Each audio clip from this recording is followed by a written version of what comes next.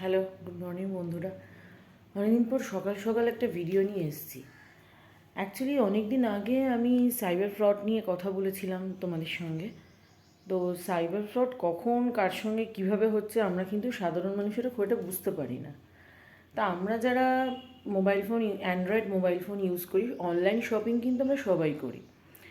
তোমরা দেখো, বিভিন্ন প্ল্যাটফর্ম আছে যেখানে বিভিন্ন অফার চলে, আমরা অনলাইন শপিং করি। তো আমার সঙ্গে একটা ঘটনা ঘটেছে, সেটা আমি ভাবলাম শেয়ার করা দরকার তোমাদের সঙ্গে, তাহলে তোমরাও সচেতন হবে।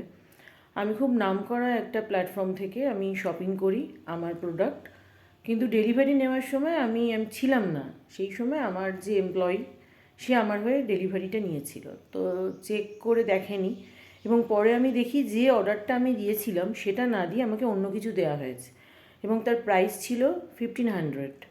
তো আজকে 4 থেকে 6 মাস এমনিই কেটে গেল, আমাকে সেটা রিফান্ড করলো না, এবং পরে জানানো হচ্ছে যে প্রোডাক্ট হারিয়ে গেছে। তো এই রকম কোনো ঘটনা তোমাদের সঙ্গে যদি হয়ে থাকে, কাইন্ডলি তোমরা শেয়ার করো, আমাকে কমেন্ট করো, ইনবক্স করো।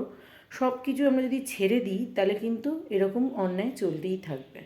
সচেতন থেকো, অনলাইন শপিং তোমরা যারা করছো চেক করে নিও, এবং রিফান্ডের ক্ষেত্রে তোমাদের যদি কারোর কোনো প্রবলেম হয়ে থাকে, বা এক্ষেত্রে কী করা, তোমরা কি করেছো রিফান্ড পেতে বা কি করেছো, আইনি সহযোগিতা তো নিতেই লাগে। তো আমি তো আইনি স্টেপস নেবই, লিগ্যাল স্টেপস। তো তোমরা যারা আছো তাদের সাথে যদি কোনো এরকম ঘটনা ঘটে থাকে, তোমাদের এরকম ধরনের যদি কোনো অভিজ্ঞতা থেকে থাকে, তাহলে আমাকে ইনবক্স করো, কমেন্ট করো, এবং সচেতন থাকো। অনলাইন শপিং করো, কিন্তু সচেতন থেকে নিজের টাকা এবং প্রোডাক্ট দুটোই যাতে সুরক্ষিত থাকে সেইটা খেয়াল রেখো। Thank you so much.